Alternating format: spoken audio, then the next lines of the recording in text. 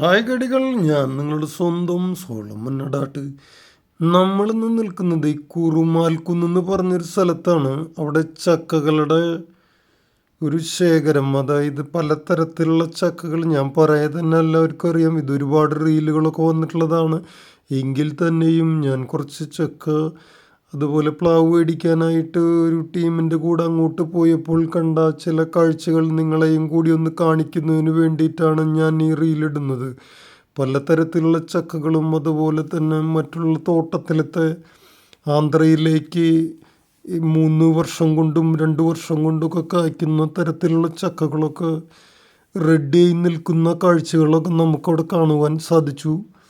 അതുപോലെ തന്നെ ഒരു ചക്ക നമുക്ക് അവർ റെഡി ആയിട്ടുള്ളത് ഒന്ന് നന്നായി പഴുത്തിട്ടുള്ളത് മുറിച്ചിട്ട് തരുവാനും അവർക്ക് കഴിഞ്ഞു. പല തരത്തിൽ, അതായത് പല വേർഷനുള്ള പല 100 രൂപ തൊട്ട് തന്നെ ഈ 3 വർഷം കൂടുമ്പോൾ കായ്ക്കുന്ന J30, അതുപോലെ തന്നെ പലതരത്തിൽ ഞാനിതിൻ്റെ പേരുകൾ ഒരുപാടുണ്ട്. അപ്പം അതുപോലെയുള്ള ചക്കകളും പ്ലാവുകളും കാണുവാനും നമ്മുടെ ഒരു ടീമിന് വേണ്ടിയിട്ട് കുറച്ചധികം തന്നെ അവിടെ നിന്ന് ഓർഡർ എടുക്കാനും ഒക്കെ അതിന് സാധിച്ചു.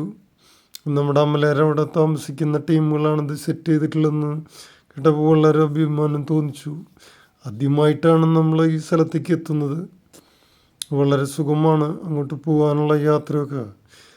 പലരും പറയുന്ന പോലെ മണ്ണുത്തി ഫാമൊക്കെയാണ് കുറച്ച് നല്ലത് എങ്കിൽ തന്നെയും ഇവിടെയും കുറേ സാധനങ്ങൾ നമുക്ക് അവിടെ കാണുവാൻ സാധിച്ചു.